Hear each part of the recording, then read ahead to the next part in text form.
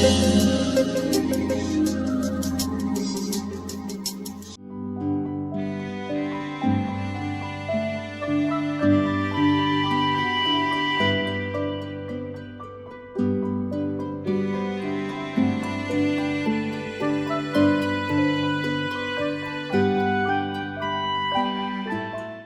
nous aimons Norge avance?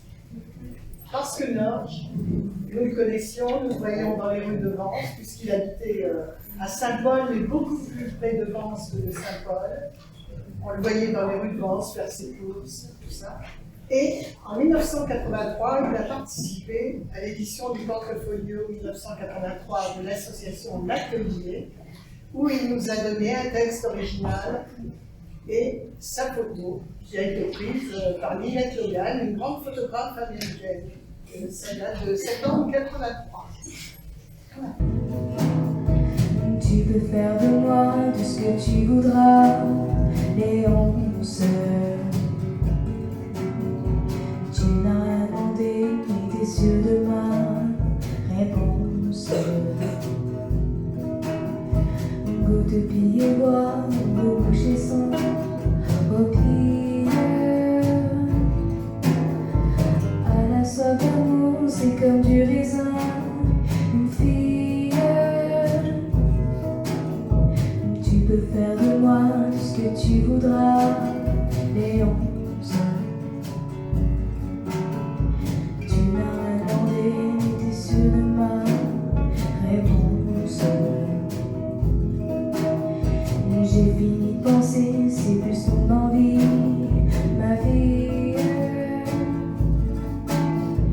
Juste bonne à tuer quand cesse des habits, une fille. Tu peux faire de moi tout ce que tu voudras, Léonce. Tu n'as rien demandé, mais t'es sûr de ma réponse. Quand on aime si fort depuis si longtemps, misère. Qu'est-ce qu'il reste encore, les sentiments à faire? Une fille ça ne peut pas résister si dur qu'en brille. De toute sa fureur, l'amour en feu sur une fille. Goutte de pille et bois, on veut boucher sans opinion. À la soif d'amour, c'est comme du raisin, une fille. J'ai fini de penser, c'est plus ton envie, ma vie. Juste bonne à tuer quand cesse tes habits, une fille. Léonce, une fille. Léonce. C'est pas tant la peur qu'on tracassère avec son grand bivouac. C'est pas tant la peur de la guerre avec son grand Big-Mac. C'est pas tant la peur de l'amour avec ses grands cornacs. C'est pas tant la peur du suaire avec son grand cloac. C'est pas tant la peur des amis avec son grand zigzag. C'est pas tant la peur des amis avec leur grand zodiac. C'est pas tant la peur de l'enfer avec son grand tic-tac. C'est pas tant la peur de l'hiver avec son grand callback.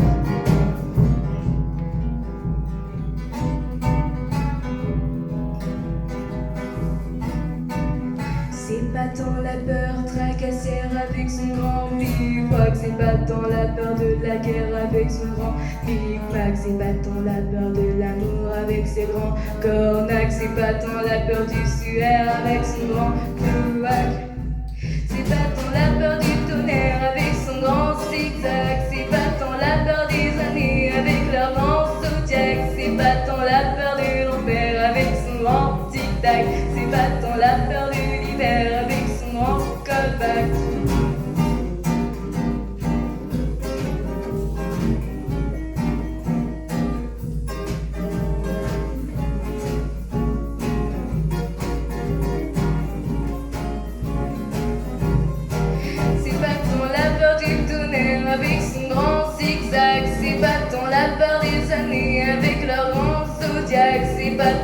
perdu l'enfer avec son grand tic-tac. C'est Patton l'a perdu l'hiver avec son grand callback.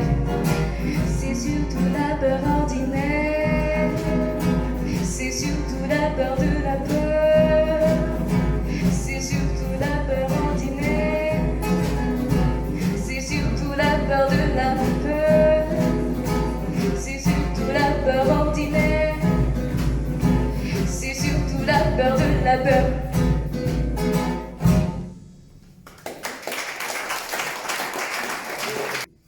En 1898, il est décédé le 25 octobre 1990 à Mougins.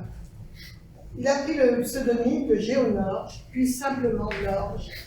Ce Norge lui avait plu parce qu'il l'avait vu sur des timbres norvégiens et il l'avait retenu comme patronyme poétique. Il fréquente le collège Saint-Michel où il a pour condisciple Henri Michaud, un autre grand-père. Marié en 1918, il devient voyageur de commerce en textile, et puis il se remarie encore en 1940 avec une artiste peintre. En 1954, il s'installe comme antiquaire à Saint-Paul-de-Vence. Sur la pénétrante actuelle, on peut encore voir la maison, qui fait un petit peu abandonnée, bien qu'elle soit habitée. Il a eu beaucoup de succès comme antiquaire. Quand il a été très connu, beaucoup de Belges défilaient dans cet endroit.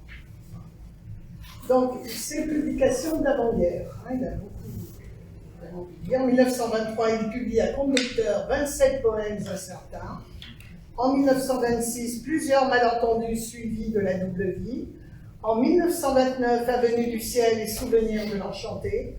En 1931, il est cofondateur du Journal des poètes et créateur de soirées poétiques très courues. En 1933, le calendrier. 1936, le sourire Picard, et créateur des cahiers blancs qui ont encore existé pendant des années et des années. 1941, Joie aux âmes.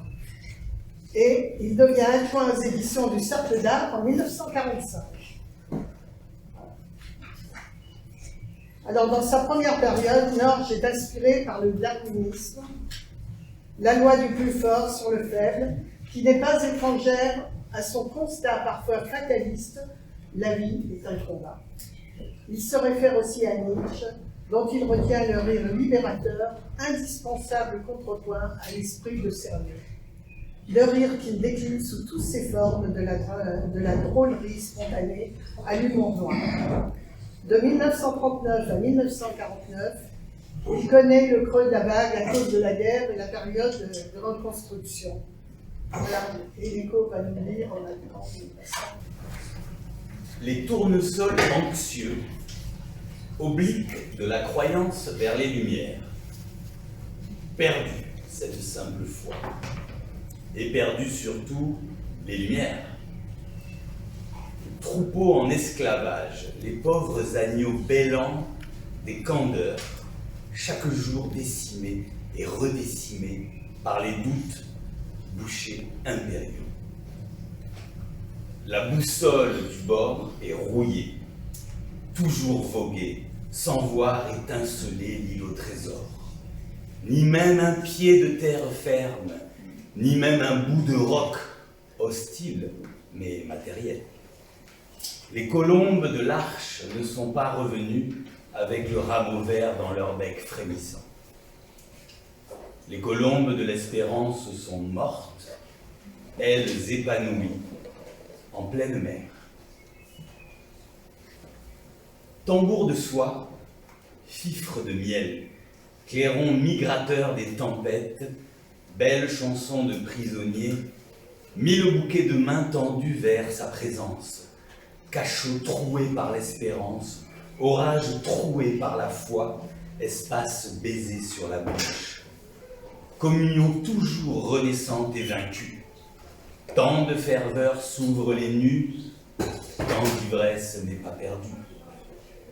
La naissance de l'enchanté avive le feu d'une étoile, mais un aigle frappé dans son vol meurt à ses pieds. Un fleuve remonte son cours, on voit le roc porter des fleurs des pêches, mais un nuage parle aux hommes, une cloche tremble et se fêle. joue à joue, il écoute le pouls de la terre. Il ouvre comme un fruit l'écorce de la terre.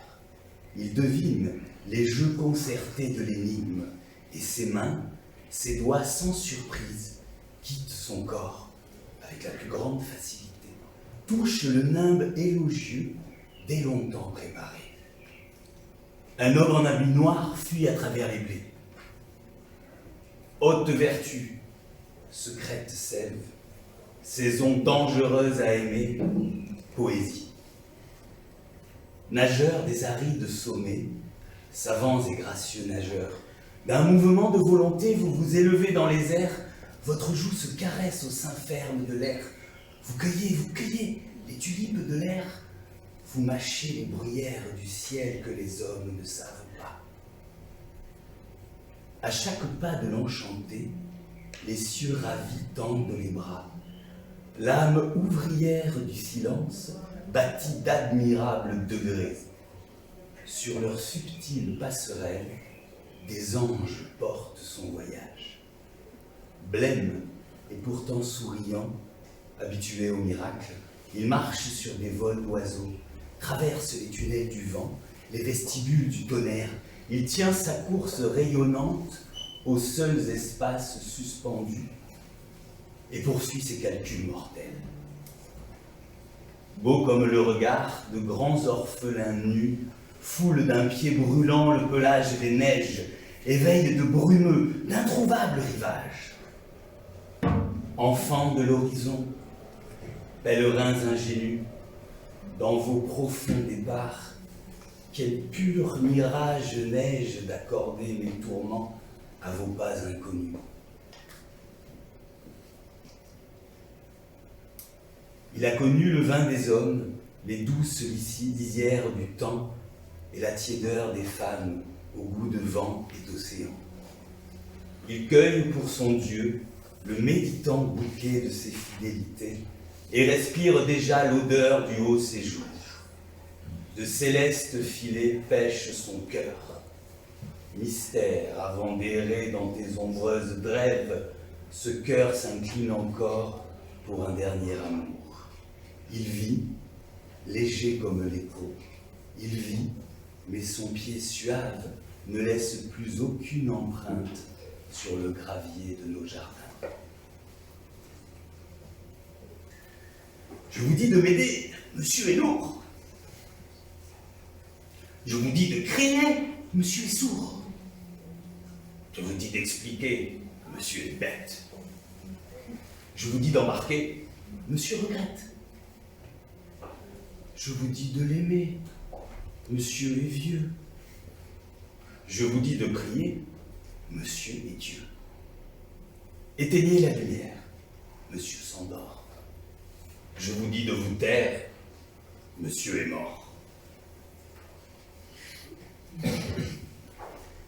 Et toi, que manges-tu, brouillant?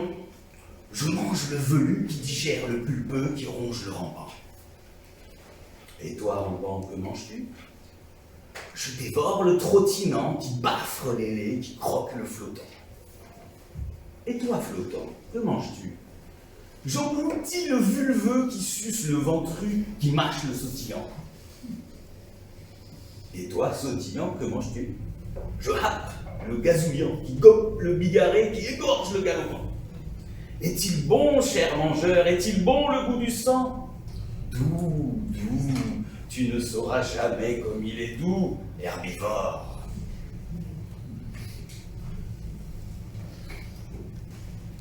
Mon chien s'appelle Sophie et répond au nom de Bisoute. C'est plus gentil? Et le baiser est moins solennel que la sagesse. Vous me la baillez belle avec vos querelles de langage. Les peintres sont voués à la couleur. Les poètes se défendraient-ils d'être voués aux mots? Mais sémantique, rhétorique, vous croyez à cela, vous, monsieur? Peut-être ben oui. Calambre d'aine? Jardinier, encore un mot de germé. Bonne chance et fouette cocher. D'accord, ça ne nourrit pas son homme. Qui mange le vent de sa cornemuse n'a que musique en sa panse. Déjà, ce n'est pas si peu. La vérité ne se mange pas. La musique non plus. mais je dis, moi, que la poésie se mange. Ici, des mots seuls on vous jacte. Et ce n'est pas encore poème, mais enfin, des poèmes. Qui sait où ça commence? Ainsi, les mots naissent, les mots durent, les mots se fanent et reverdissent.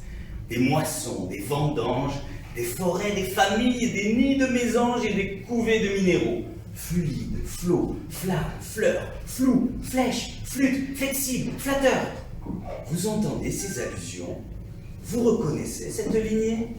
Mais le génie français est réservé. Il caresse l'harmonie imitative. Mais il décrit un chien sans marcher à quatre pattes. Et tu voudrais que ça ne bouge pas les mots, alors que tout bouge, on le sait, par un cuisant savoir. Chausse un peu tes bésicles, professeur, et dis-moi. Il répond que le mot est le serviteur de l'idée. Bon, mais voyez-vous ce maire des palais qui guette le pouvoir? Ô Français, mon amour, terreau de notre terre, il fait bon te respirer et voir monter tes jeunes pousses. Le sécateur du bon jardinier menace les branches folles, et rien pourtant n'est mystérieux comme un jardin à la française. Ah, aujourd'hui, si nous quittions la noble allée pour vaguer au bois joli, plonge un peu ton gourdin dans une fourmilière. Quel cafouillis, quelle panique! Tant pis, l'ordre viendra plus tard, et si nous repassons dans une miette de temps, nous verrons l'insecte acide qui refait des sentiers nouveaux et porte sur l'épaule ses gros sacs de farine. Dis, quel navire est arrivé? De toute cette fièvre, tirons le mot bélitre. Moi, je vois un gros méchant mou du genre soudard, du genre bouffre de bouffre, aurait dit mon ami Jarry, et coiffé d'un casque de zinc, une espèce de quintuple pinte renversée. Le beau chapeau bulbeux, car en combien qu'il est bête comme Bécassine et qu'il baille. À quoi baillerait-on sinon aux corneilles? Oui, certes, les mots colifichés, les mots de haute lice, les mots jabots, mais les mots éventail, les mots diamant, les mots sang, les mots sève, les mots porteurs de vérité française. Peggy les connaissait, ces mots bien équarris, ces brebis de pierre blanche et tondues comme il faut, de quoi l'on fait de bonnes ogives et de robustes contreforts, pourvu que le berger soit juste. Et ce n'est pas des brins pleins de dictionnaires qui rameront pour nous sur nos derniers 3 mâts. Et ce n'est pas des jeux pleins de fonctionnaires qui nous réchaufferont dans ces derniers frimas. Qu'ai-je encore d'écrit sur mon pense-bête? Les mots vont plus loin que la pensée, disait Fargue, quand le sentiment les suit à pas de loup. Les mots seraient peu s'ils ne faisaient l'amour. Que la haine ici besogne. En citerai-je? Vous les connaissez, ces mots qui sont de grands amoureux, ces mots séducteurs de mots et qui font de ravissantes conquêtes. Les souvenirs sont corps de chasse, la fille de Minos et de Pasiphae, poisson de la mélancolie. Sur le Noël, morte saison que les loups se vivent de vent, le prince d'Aquitaine à la tour abolie. Ferons-nous pas confiance au loyal écolier tout cousu de cicatrices et qui avait le goût des évidences? Je cogne bien mouche en lait, je cogne au pommier la pomme, je cogne à tout fort que moi-même. Sagesse toute veloutée de moelle, fontaine de miel où ferait bien de se pencher la soif de nos squelettes à stylo. Mais de tels vignerons, la race serait éteinte? Voire que nos Raymond est bien de la famille.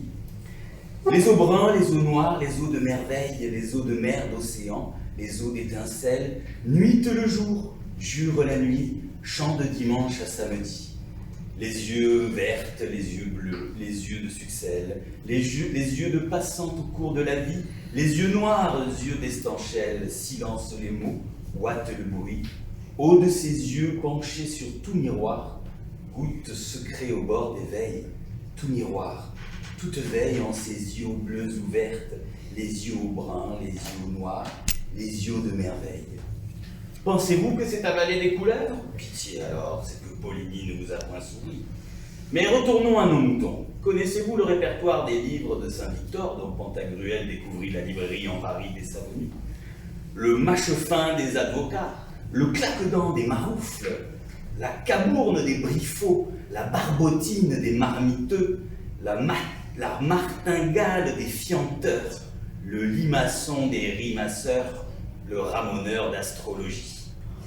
Et ceci est d'importance, puisque l'inscription sur la grande porte de Thélème S'il n'entrait pas, vous rassauter mastin, soir ni matin, vieux chagrin et jaloux. S'il n'entrait pas, hypocrite bigot, vieux matagot, marmiteux boursouflé. S'il n'entrait pas, à valeur de frimard. Le drame des mots, me confiait un farfelu de mécanique, c'est de n'être pas bon à tout. On ne sait jamais où il faut mettre cette vermine. Les chiffres, eux, veulent toujours dire la même chose. Pas de surprise. Tandis qu'avec les mots, il faut s'attendre sans cesse à des miracles. Mon petit doigt me l'a dit, ces miracles-là ont l'humeur capricieuse. C'est comme l'esprit qui souffle où il veut. Quand il souffle du côté d'Henri Michaud, ce n'est pas pour gonfler la vessie d'un rat sauté, mais pour dire les choses, les vivaces, les tortueuses, les véridiques. L'ennemi n'a qu'à bien se tenir. Il l'emparouille et l'endosque contre terre, il le rague et le roupette jusqu'à son drâle, il le pratelle et le libuque et lui barufle les ouillets, il le tocarde et le marmille. Le manage raparie et ribara. Enfin, il l'écorcobalise. L'autre hésite, s'espudrine, se défesse, se torse et se ruine. C'en sera bientôt fini de lui. Laissons ainsi pour mort cet emparouillé. Que ne t'assomme, et je, mère Ubu, proférait un grand de la terre. La musique des sphères nous joue d'un autre flageolet. Après riposte et coups fourrés tirés de part et d'autre, où les victimes criaient comme des cabestans, diverses voix se décèlent. Maintes se baignent dans leur auge. Mais ceci n'est le fait que de haut allemand, et le langage François garde toujours sa fleur de modestie, et même en la ripaille. Un raciné de forte trempe se gaussait du soufflant léger qui lui turlupinait la tempe, sans un feuillon lui vendanger. Pauvre merlifluche, qu'il lui glosait, carapaticique j'te-beuve, ce n'est pas ton frottil fluet qui fera qu'un butor s'élève. Du soufflant, c'est quoi? Moins que Nib. Nib, c'est euros et c'est personne. On n'a jamais zioté ta bribe, t'existes même pas, tu bouffonnes.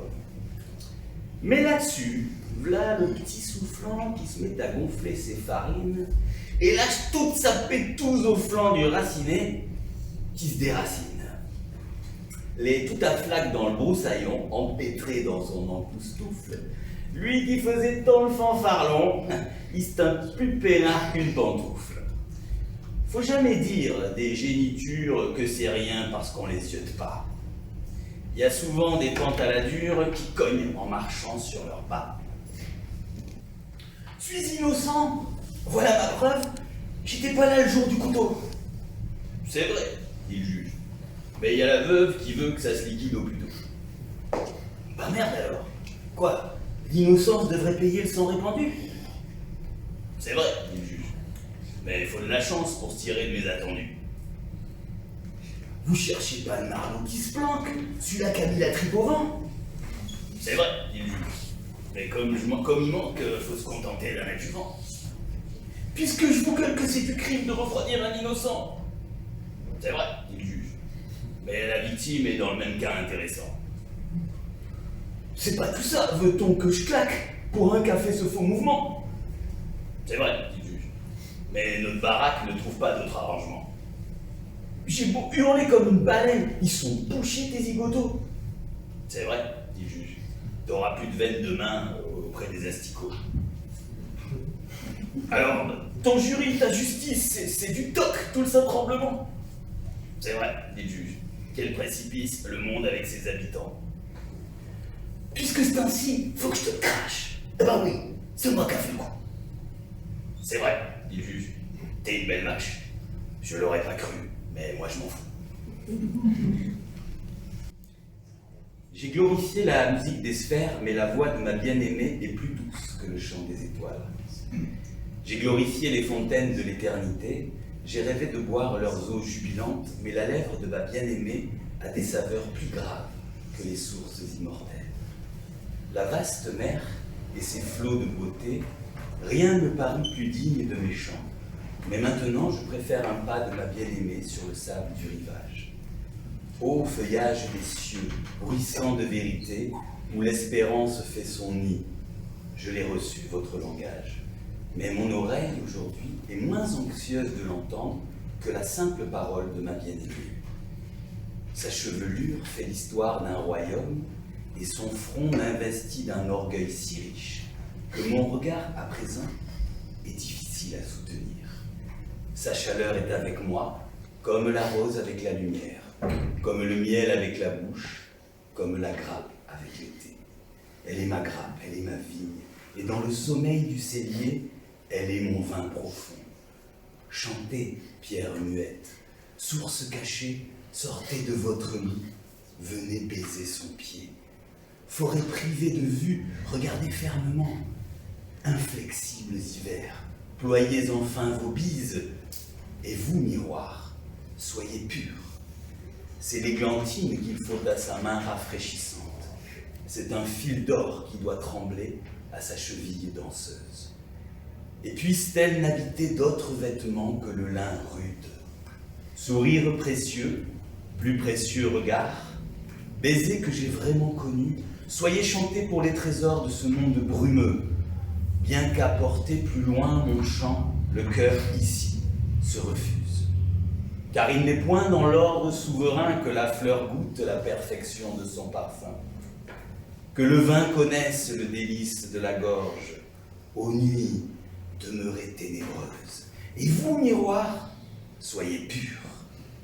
Ma sage bien-aimée traverse le jardin. Gazon, sois tendre à son pied, elle glisse comme la lune. Elle se meut, brillante et naturelle. Peu d'ombre se déplacent, et parmi les fruits, son ventre et ses seins légers sont dans l'essor d'une danse légendaire. Quel âge a le monde, et quel nom saurait nommer le lourd amour? Silence, ô bien-aimé. Mais quand la nuit très close, je sois tranquille à te goûter comme un vin profond.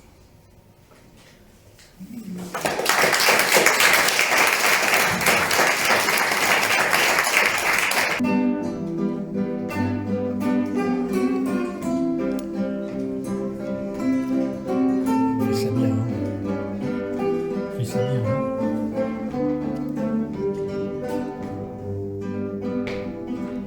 Tu comprends.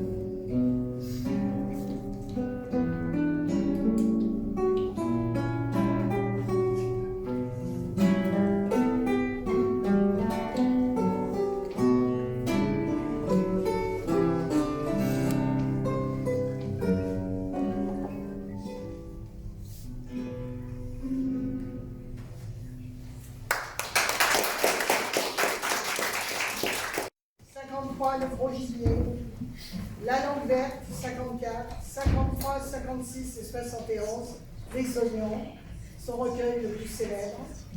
1962, Les 4 vérités, 68, Le vin profond, plus 5 livres de l'ensemble de son œuvre chez Flammarion.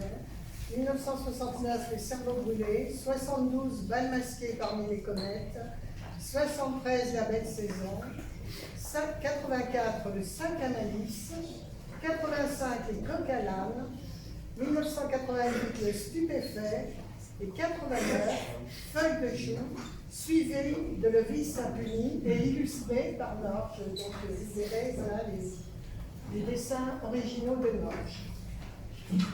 Dans cette deuxième période, sa poésie trouve un regain d'intérêt, son style est beaucoup plus bref, plus saccadé, moins lyrique, plus savoureux. Son cynisme darwinien lui apporte les compliments d'Éluard, de Francis Pont, de Pligney, de Gaston Bachelard, de Folland, de René Guicadou et même Gide, très âgé. Il joue avec le langage, les archaïsmes, les expressions familières, voire argotiques, vous avez vu la lecture de l'écho. Il se réapproprie des textes anciens, comptines, légendes, proverbes, qu'il réinterprète avec un plaisir espiègle. Pittoresque, savoureuse, sa poésie aux voix multiples, grave, cocasse, méditative ou frondeuse, jubilatoire ou désabusée. Il met le langage à l'épreuve de sa résistance, de son élasticité. En cela, il est d'une grande modernité. Et pour lui, la vérité du monde est foncièrement plurielle et même contradictoire. Les moments suprêmes. Ce fut un moment suprême, et qui fut suivi d'un autre moment suprême. Les moments suprêmes se succédaient sans vous laisser souffler un instant. À la fin, surgit un moment ordinaire. On l'accueillit avec tant de soulagement que ce fut un moment suprême.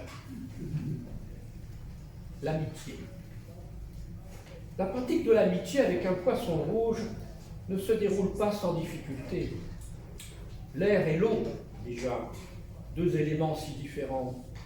Les nageoires, les ouïes, les mains, les jambes, tout cela n'est pas facile à concilier. N'empêche que j'éprouve beaucoup d'amitié pour mon poisson rouge. D'ailleurs, l'amitié entre hommes ne va pas non plus sans problème. Le devenir.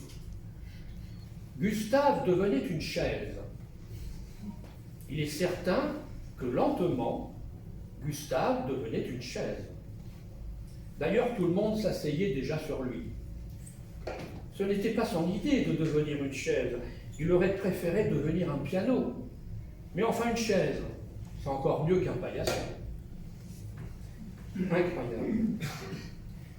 Beaucoup de personnes préfèrent conserver l'argent, même quand elles constatent qu'il ne fait pas le bonheur. On s'habitue tellement, disent-elles. Et ces personnes sont si convaincantes que beaucoup d'autres personnes qui avaient le bonheur suppriment ce bonheur pour avoir de l'argent. Simple. Non, rien ne consolait l'homme coupé en deux. Ni l'or, ni l'art, ni la beauté du monde.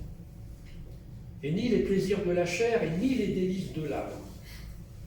Jusqu'au jour où il rencontra l'homme coupé en trois. Et ainsi de suite. Le nain.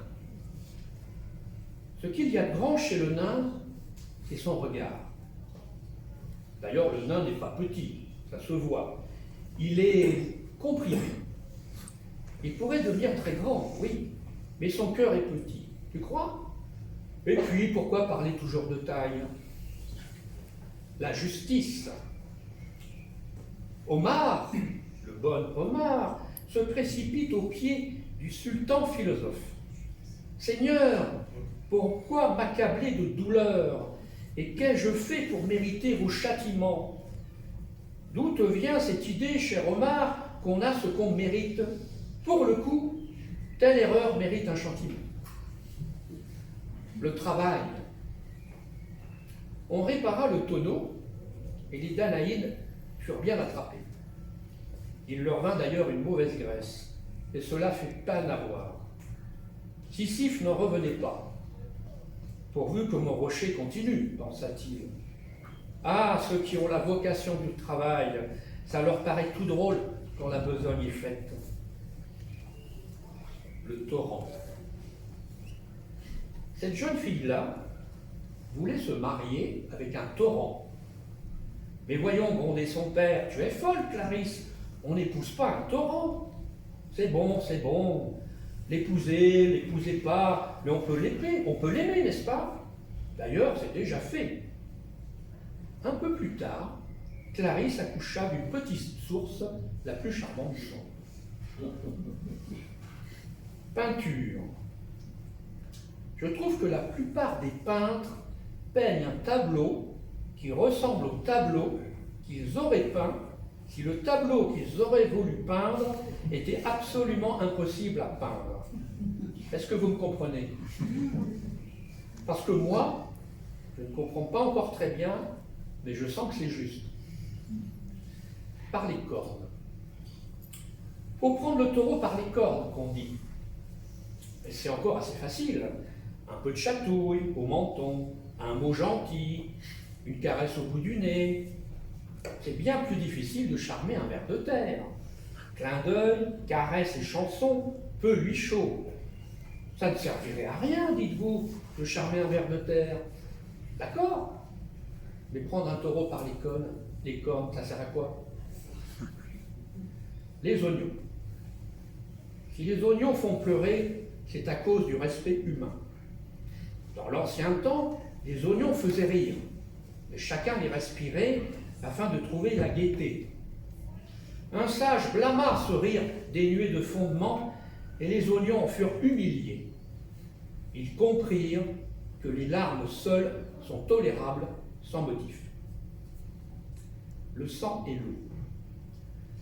J'ai bien peur que les parapluies n'attirent la pluie comme les sabres la bataille.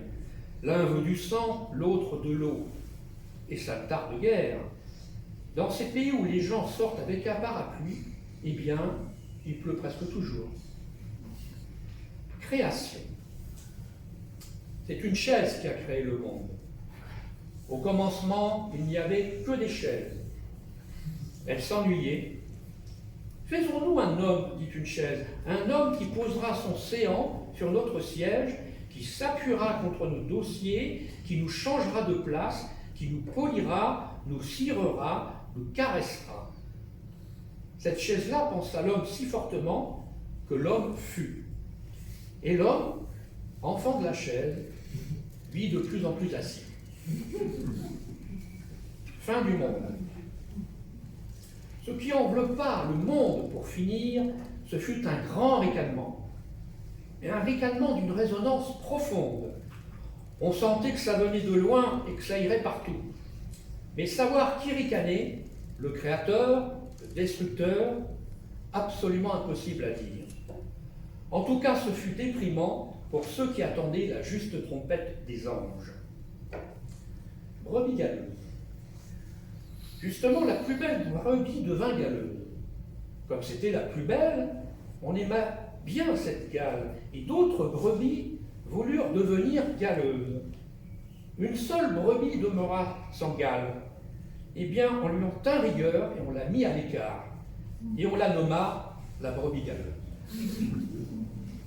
L'attente. Les années passées. Auguste ne voyait rien venir. Les saisons allaient leur bonhomme de train, et la main sur les yeux, Auguste, l'attentif, guettait leur long cortège.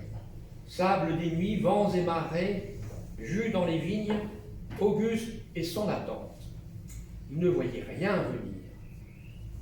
Mais au fond, dit Auguste un soir de canicule, au fond, qu'est-ce que j'attends? Les crocodiles. Non, avec une mâchoire comme ça, on n'est pas le frère des petits moutons. Des temps pareils, ça doit forcément vous donner des idées. J'ai connu un crocodile herbivore. Un jour, il mangea un quart d'éléphant et un demi-cornac. Il s'en était même pas aperçu. C'était pas lui, c'était ses dents. Les écrevisses. puisque les écrevisses marchent à reculons, le présent, pour elles, est toujours un passé qui s'éloigne, avec douceur, tandis que l'avenir s'éclot à tout instant comme une intacte surprise.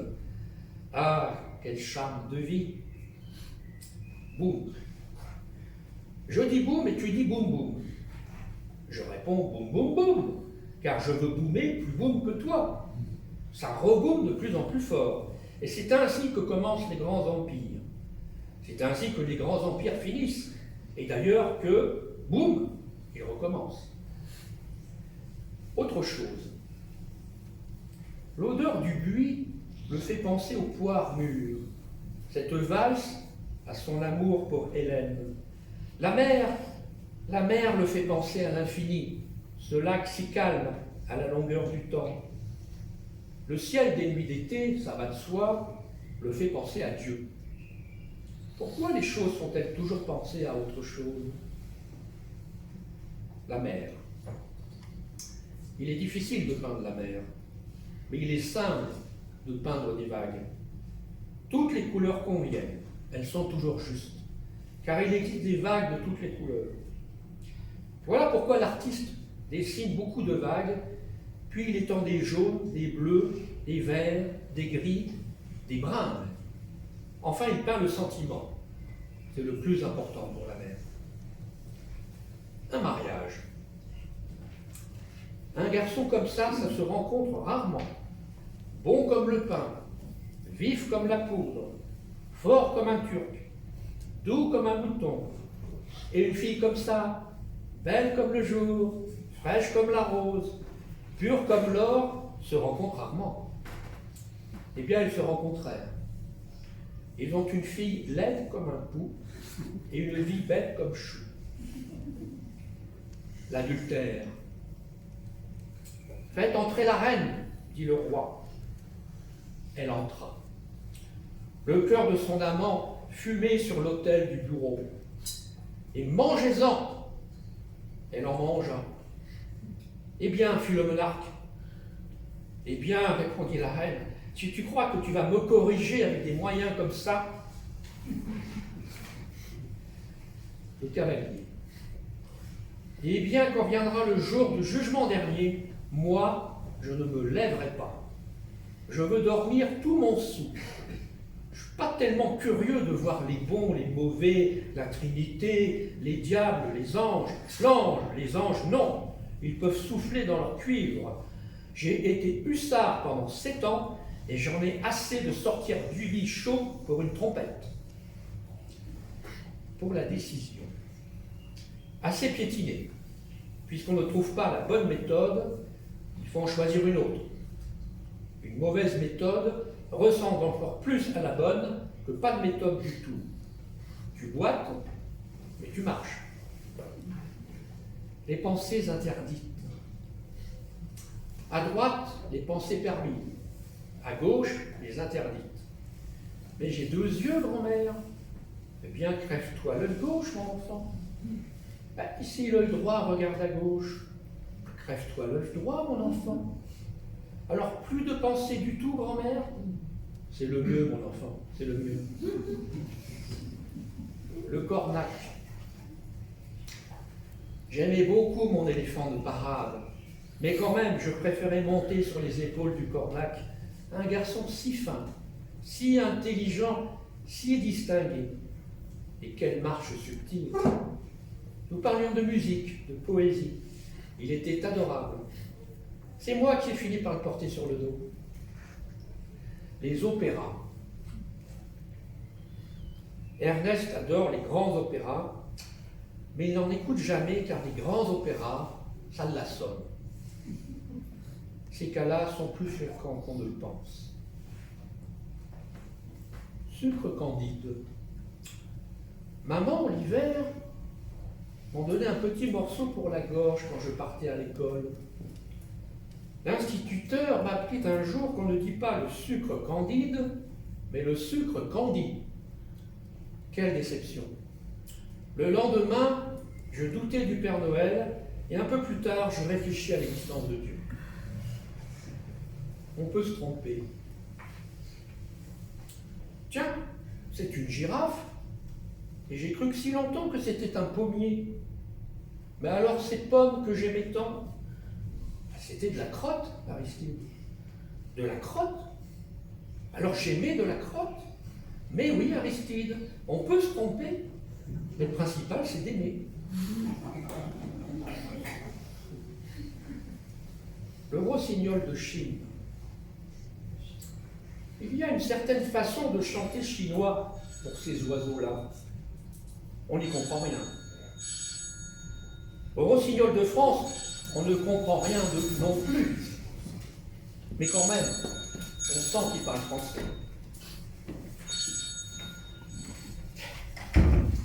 Voilà, je vous remercie. Donc, on a bientôt fini. Alors, entre 1960 et 1970, Norge connaît un triomphe en Belgique. Ses livres se vendent très très bien. Il atteint une immense notoriété. Des études universitaires lui sont aussi consacrées. Ses œuvres poétiques complètes sont publiées, notamment chez Segers en 1978. Norge a reçu de nombreux prix. En 1959, c'était affiché, là, le prix triennal de la poésie pour les oignons. En 1963, il obtient une bourse du ministère de la Culture. Et en 1971, il devient français. Sa fin de vie est malheureusement endeuillée par la mort de son fils en 1986. Donc là, tous ces textes furent aussi interprétés par Jeanne Moreau, Georges Brassens, Juliette et d'autres interprètes encore, par Jacques Canetti. Les chansons interprétées par Jeanne Moreau ont toutes été rééditées en 2018. Voilà. Norge est un grand poète de la diversité du monde. Et maintenant, nous allons donner la parole à Patrice Belboul, lui-même un grand poète, prix Guillaume Apollinaire et d'autres, qui a connu Norge. Pardon. En 90, à l'époque, j'étais rédacteur culturel à l'événement du jeudi, et je m'étais un peu spécialisé dans la visite aux vieux écrivains. Donc j'avais été voir Soupeau, Tardieu, Calafert. Et donc j'étais venu visiter Norge à Mougins, dans sa maison. C'était l'été 90 et en fait il a disparu en octobre, c'est-à-dire 2-3 mois après.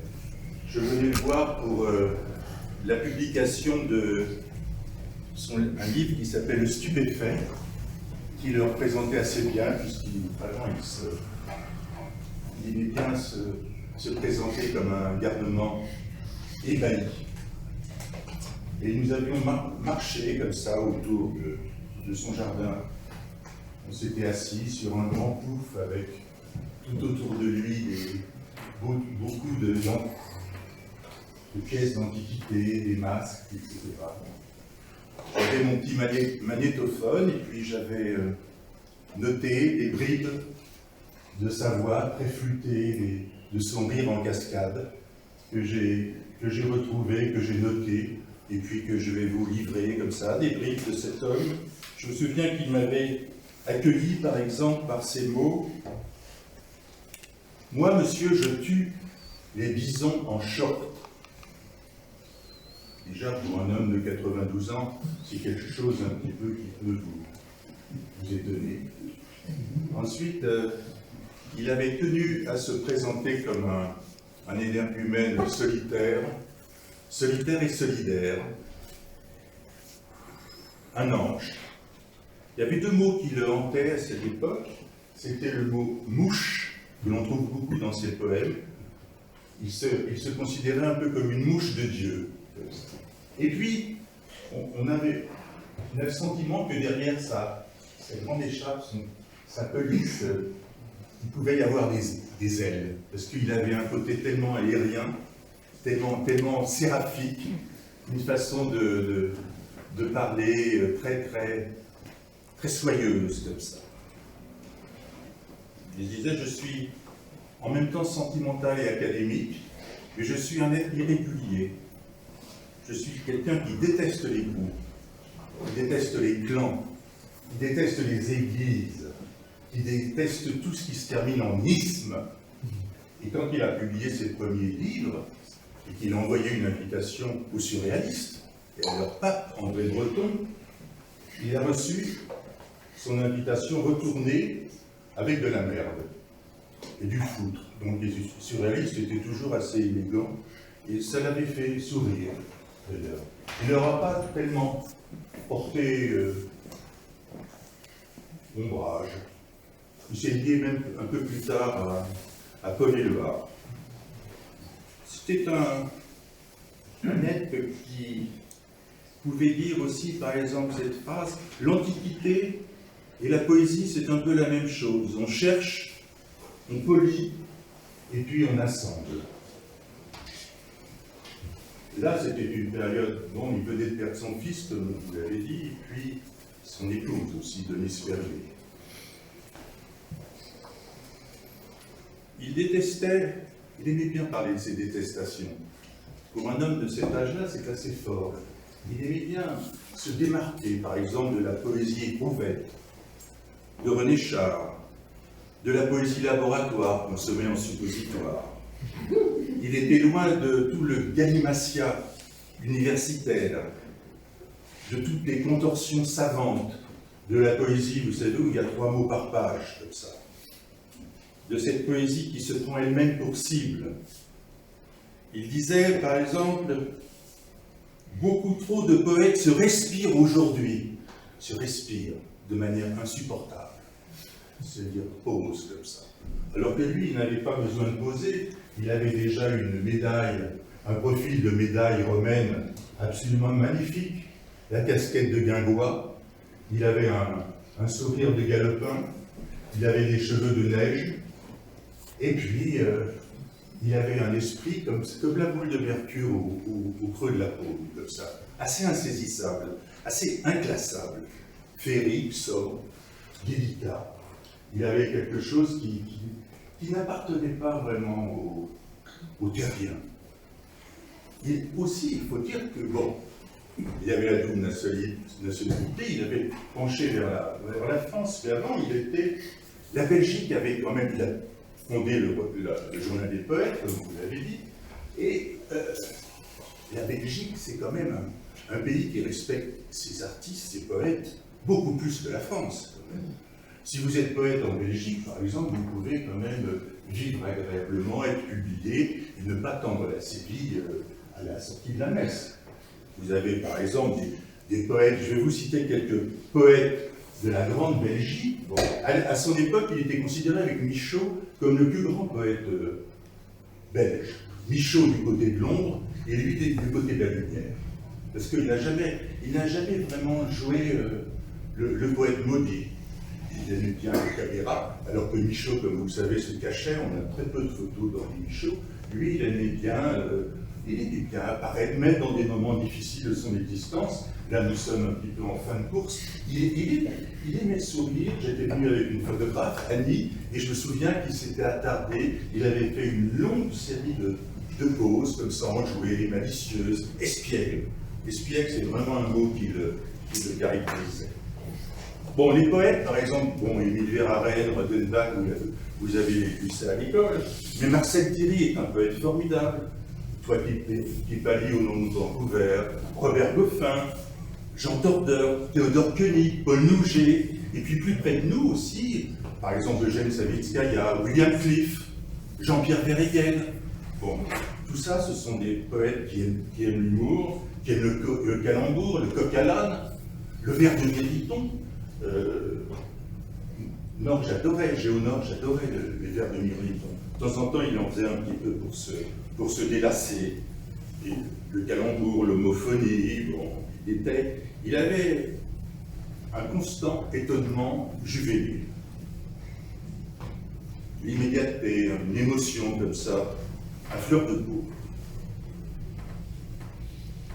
Je vais vous quitter en vous lisant un petit poème que j'aime bien, comme ça, un peu, qui est, comme il disait, moi j'ai, d'un côté de ma vie, j'ai des fringales terrestres, et de l'autre côté, j'ai la soif d'absolu. Je mets beaucoup d'ordre dans mes idées, ça ne va pas tout seul. Il y a des idées qui ne supportent pas l'ordre et qui préfèrent crever. À la fin, j'arrive à avoir beaucoup d'ordre et presque plus d'idées.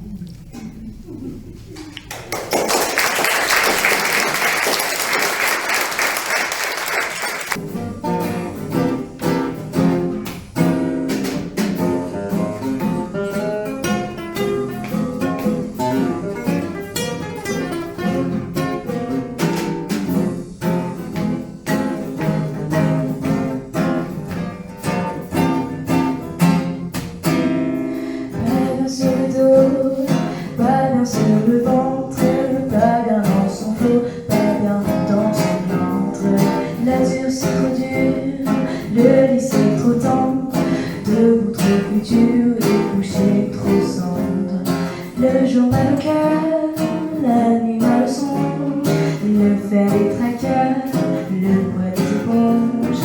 Lundi, vendredi, pas bien les dimanches, pas bien les jadis, les milieux de branches.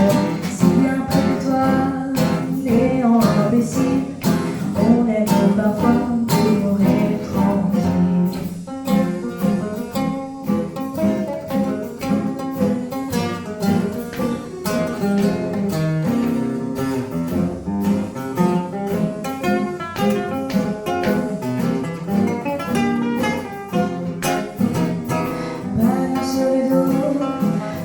Sur le ventre, pas bien dans son flot, pas bien dans son ventre. L'azur c'est trop dur, le lit c'est trop tendre, debout trop plus dur et couché trop sombre. Le jour mal au cœur, la nuit mal au songe, le fer des traqueurs, le poids des éponges. Lundi, vendredi, pas bien dimanche, pas bien les jadis, c'est milieu. Si bien près de toi, mais en imbécile, on aimerait parfois de mourir tranquille.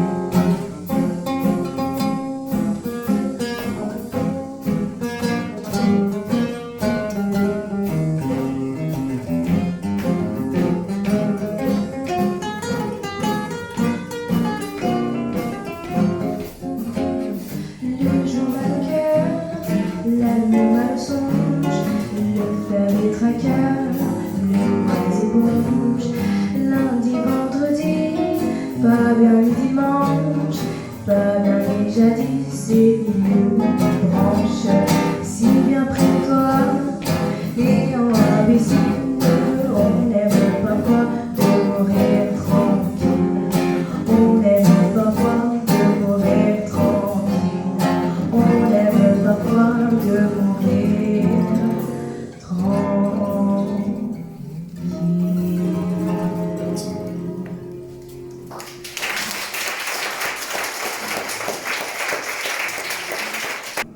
Alors, Elina, au chant.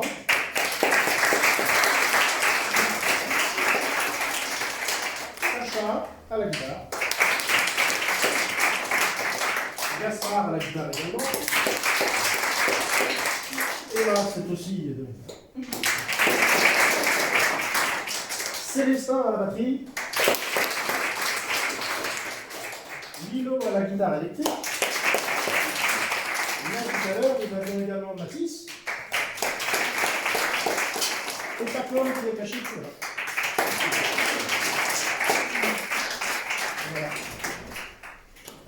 Voilà, je remercie le public d'être venu quand même assez nombreux et à monter cet hommage à Laure. Et je remercie chaleureusement Patrice Delbourg pour sa contribution, et son talent et sa verve énorme qu'il a su si bien fêter dans son livre Les Désemparés. Il y a cette photo que vous avez vue tout à l'heure.